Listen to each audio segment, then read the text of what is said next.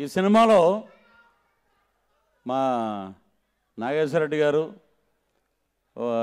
ఆయన డైరెక్టర్. ఈ సినిమాలో నేను director, TV serial director. Cinema release కాకముందే రివ్యూస్ విపరీతంగా వచ్చేసినాయి ఆ డైరెక్షన్ గురించి. నేను చేసిన సినిమాలు ఏంటంటే మాంగళ్యానికి మంగళహారతి, గంపెడాశ, ఇలా ఉంటాయి టైటిల్స్ అవి.